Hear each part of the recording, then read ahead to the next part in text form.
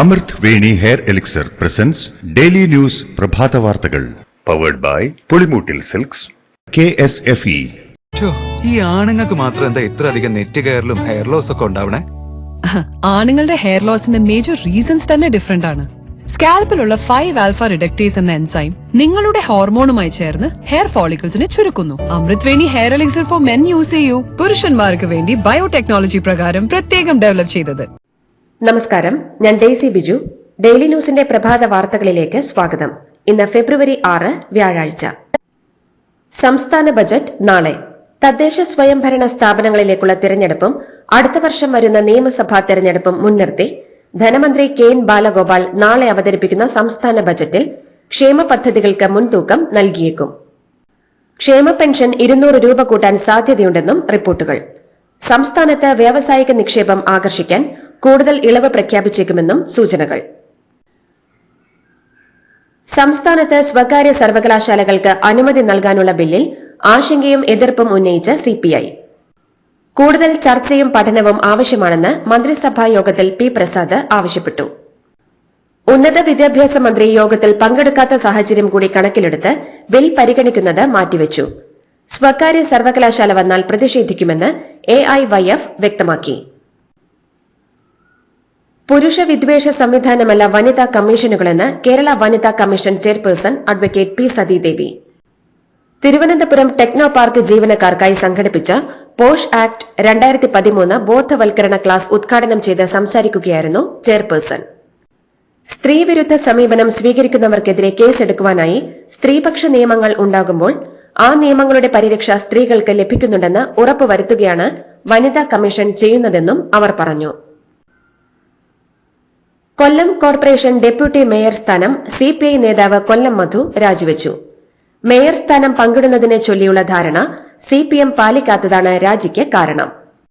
വിദ്യാഭ്യാസ standing committee chairperson Savitha ദേവി, പൊതുമരാമത്ത് standing committee അധ്യക്ഷൻ സജീവ് സോമൻ എന്നിവരാണ് മധുവിനൊപ്പം രാജിവച്ചത്. NCPയുടെ തിരുവനന്തപുരം ജില്ലാ കമ്മിറ്റി ഓഫീസിൽ ഇരുവിഭാഗങ്ങൾ ചേരിതിരിഞ്ഞ് ഏറ്റുമുട്ടി. PC ചാക്കോയെ അനുകൂലിക്കുന്നവരും എതിർവിഭാഗവും തമ്മിലായിരുന്നു ഏറ്റുമുട്ടൽ.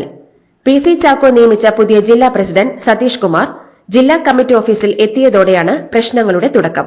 സംഘർഷത്തിൽ ഓഫീസിലെ കസേരകളും ജനൽ ചില്ലുകളും തകർത്തു. ക്രിസ്മസ് പുതുവത്സര ബമ്പർ ലോട്ടറിയുടെ 1ാം സമ്മാനം ഇരിട്ടിയിലെ സത്യന്. ഇരിട്ടിയിലെ മുത്തു ലോട്ടറി ഏജൻസിയിൽ നിന്ന് സത്യൻ വാങ്ങിയ ടിക്കറ്റിനാണ് 1ാം സമ്മാനമായ 20 കോടി രൂപ ലഭിച്ചത്. ക്രിസ്മസ് പുതുവത്സര ബമ്പർ ലോട്ടറിയുടെ 10 ടിക്കറ്റുകളാണ് സത്യൻ വാങ്ങിയത്. രമേശ് ചെന്നിത്തലയെ ഭാവി മുഖ്യമന്ത്രിയെന്ന് സ്വാഗത പ്രാസംഗികൻ വിശേഷിപ്പിച്ചതിന് തമാശ രൂപത്തിൽ പ്രതികരിച്ച് മുഖ്യമന്ത്രി പിണറായി വിജയൻ. തിരുവനന്തപുരത്ത് രവി പിള്ളയെ നോർക്ക ആദരിക്കുന്ന ചടങ്ങിലായിരുന്നു സംഭവം. ഒരു പാർട്ടിക്കകത്ത് വലിയ പ്രശ്നങ്ങളുണ്ടാക്കുന്ന ബോംബാണ് പൊട്ടിച്ചതെന്നായിരുന്നു പിണറായിയുടെ മറുപടി. അങ്ങനെയൊരു കൊടും ചതി ചെയ്യാൻ പാടില്ലായിരുന്നു എന്നായിരുന്നു എനിക്ക് അദ്ദേഹത്തോട് സ്നേഹപൂർവ്വം ഉപദേശിക്കാനുള്ളതെന്നും അദ്ദേഹം കൂട്ടിച്ചേർത്തു. കേരള സർവകലാശാല ആസ്ഥാനത്ത് സമരം നടത്തിയിരുന്ന SFI പ്രവർത്തകരെ അറസ്റ്റ് ചെയ്തു നീക്കുന്നതിനിടെ സംഘർഷം. സർവകലാശാല സ്റ്റുഡന്റ്സ് യൂണിയനെ സത്യപ്രതിജ്ഞ ചെയ്യാൻ അനുവദിക്കാത്ത VCയുടെ നിലപാടിൽ പ്രതിഷേധിച്ചായിരുന്നു പന്തൽ കെട്ടി സമരം നടത്തിയിരുന്നത്. സർവകലാശാലയുടെ പ്രധാന കവാടം SFI ഉപരോധിച്ചിരുന്നു. സമരക്കാരെ ഒഴിവാക്കി പന്തൽ പൊളിച്ചുമാറ്റാൻ രജിസ്ട്രാർ പോലീസിന് കത്ത് നൽകിയതിന് പിന്നാലെയായിരുന്നു പോലീസ് നടപടി. പത്തനംതിട്ടയിൽ യാത്രക്കാരെ പോലീസ് മർദ്ദിച്ച സംഭവത്തിൽ SI S. ജിനുവിനും 2 പോലീസുകാർക്കും സസ്പെൻഷൻ. DIG അജിത ബീഗമാണ് സസ്പെൻഡ് ചെയ്തിരിക്കുന്നത്. സംഭവത്തിൽ പോലീസ് ഉദ്യോഗസ്ഥർക്കെതിരെ വകുപ്പ് തല നടപടി സ്വീകരിച്ചിരുന്നു. Pathanamthitta SI S. ജിനുവിനെ SP ഓഫീസിലേക്ക് സ്ഥലം മാറ്റിയിരുന്നു. ചൊവ്വാഴ്ച രാത്രി 11 മണിയോടെ പത്തനംതിട്ട അബാൻ ജംഗ്ഷനിലായിരുന്നു സംഭവം.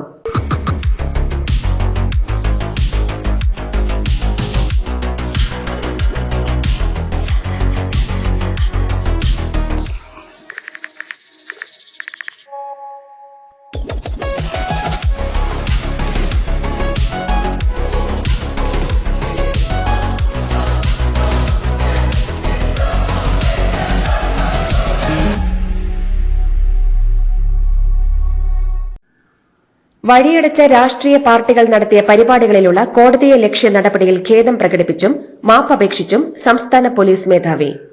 ഹൈക്കോടതി ഡിവിഷൻ ബെഞ്ചിൽ നൽകിയ സത്യവാങ്മൂലത്തിലാണ് പോലീസ് മേധാവിയുടെ മാപ്പപേക്ഷ.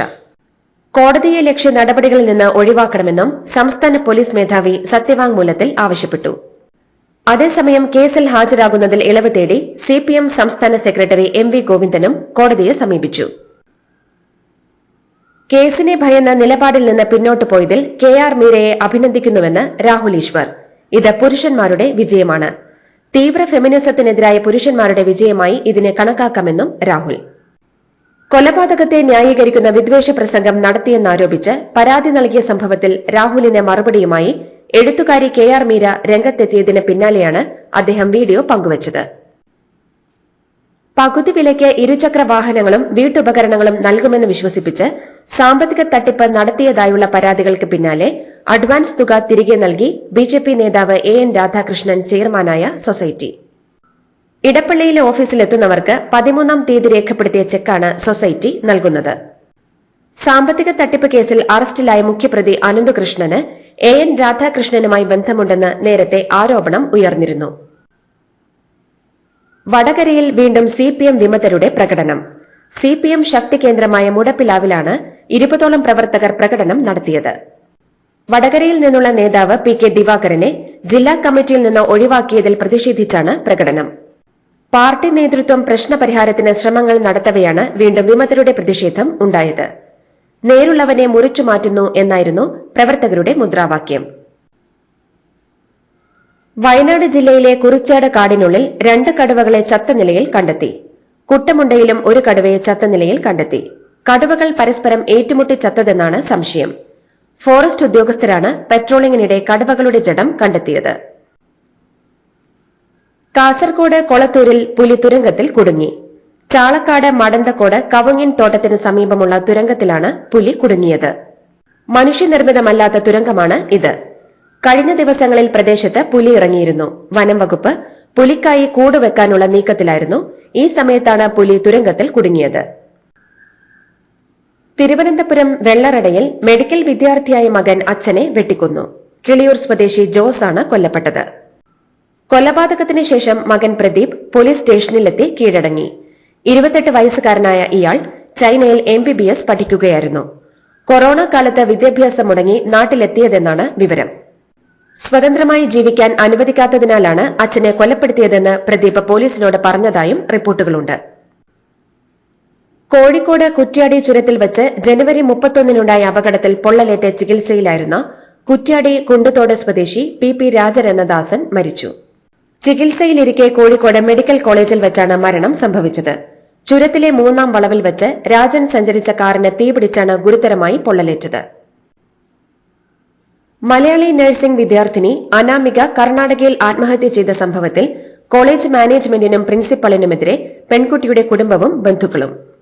പ്രിൻസിപ്പലിന്റെയും കോളേജ് മാനേജ്മെന്റിന്റെയും നിരന്തര മാനസിക പീഡനം മൂലമാണ് കണ്ണൂർ മുഴപ്പിലങ്ങാട് സ്വദേശിനി അനാമിക ആത്മഹത്യ ചെയ്തതെന്ന് സഹപാഠികളും ബന്ധുക്കളും ആരോപിച്ചു.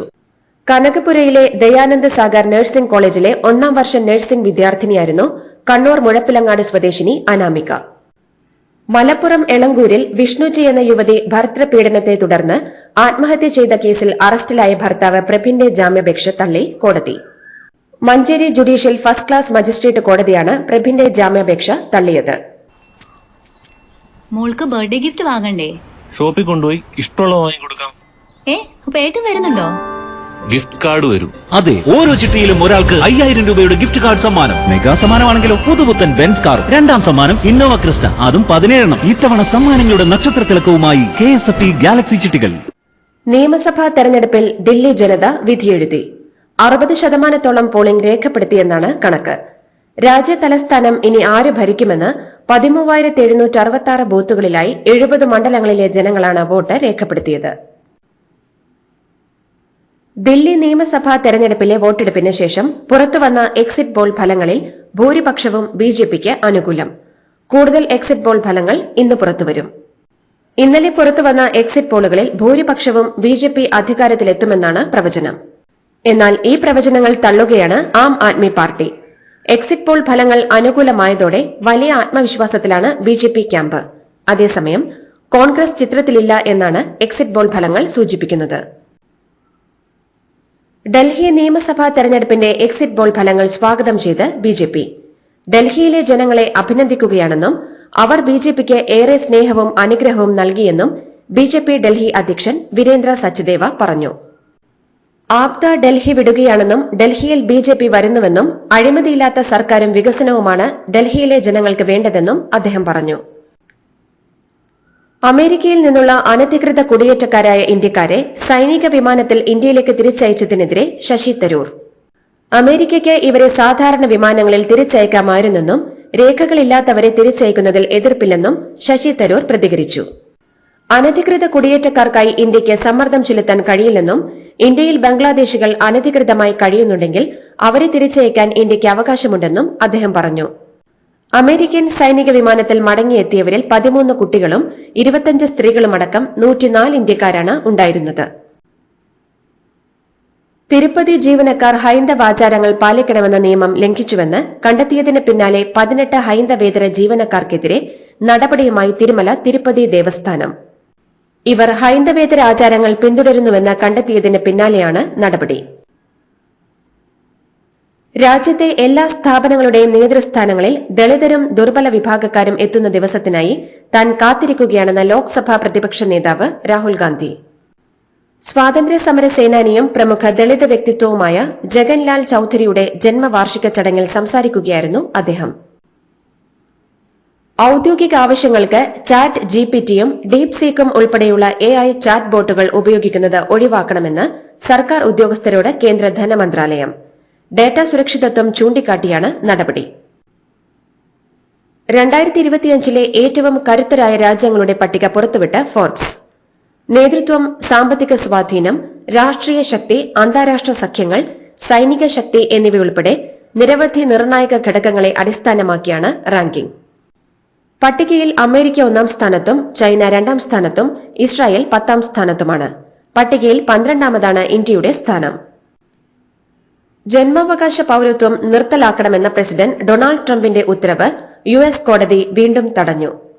രാജ്യമൊട്ടാകെ ഇത് നടപ്പാക്കരുതെന്ന് ഫെഡറൽ ജഡ്ജി ഡെബറ ബോർഡ്മാൻ ഉത്തരവിട്ടു. ജന്മാവകാശ പൌരത്വം നിർത്തലാക്കുമെന്ന ട്രംപിന്റെ ഉത്തരവ് ഭരണഘടനാ ലംഘനമെന്ന് ചൂണ്ടിക്കാട്ടിക്കൊണ്ടാണ് കോടതി ഇത് തടഞ്ഞുകൊണ്ടുള്ള ഉത്തരവ് ഇറക്കിയത്. നേരത്തെ ട്രംപിന്റെ ഉത്തരവ് സിയാറ്റിലിലെ ഒരു കോടതിയും സ്റ്റേ ചെയ്തിരുന്നു. സഞ്ജു സാംസനെ പിന്തുണച്ച് പ്രതികരിച്ചതിന് മുൻ ഇന്ത്യൻ താരം S. ശ്രീശാന്തിന് കാരണം കാണിക്കൽ നോട്ടീസുമായി Kerala cricket association. Kerala cricket ലീഗിൽ കൊല്ലം സെയിലേഴ്സ് ടീമിന്റെ സഹ ഉടമ എന്ന നിലയിൽ ശ്രീശാന്ത് ചട്ടലംഘനം നടത്തിയെന്നാണ് നോട്ടീസിലുള്ളത്. നടപടി സ്വീകരിക്കാതിരിക്കണമെങ്കിൽ ഈ വിഷയത്തിൽ 7 ദിവസത്തിനകം മറുപടി നൽകണമെന്നും നോട്ടീസിൽ നിർദ്ദേശമുണ്ട്. ഇംഗ്ലണ്ടിനെതിരായ 3 മത്സരങ്ങളടങ്ങിയ ഇന്ത്യയുടെ ഏകദിന പരമ്പരയ്ക്ക് ഇന്ന് തുടക്കം. മഹാരാഷ്ട്രയിലെ വിദർഭ സ്റ്റേഡിയത്തിൽ ഉച്ചയ്ക്ക് 1:30 മുതൽ മത്സരം ആരംഭിക്കും. ഇന്ത്യയെ രോഹിത് ശർമ്മയും ഇംഗ്ലണ്ടിനെ ജോസ് ബട്ട്ലറുമാണ് നയിക്കുന്നത്. ഇതോടുകൂടി ഡെയിലി ന്യൂസിന്റെ ഇന്നത്തെ പ്രഭാത വാർത്തകൾ സമാപിക്കുന്നു. ഡെയിലി ന്യൂസിന് വേണ്ടി വാർത്തകൾ വായിച്ചത് ഡെയ്സി ബിജു. ഡെയിലി ന്യൂസ് ലൈവ്.in വാർത്തകൾ വിരൽ തുമ്പിൽ.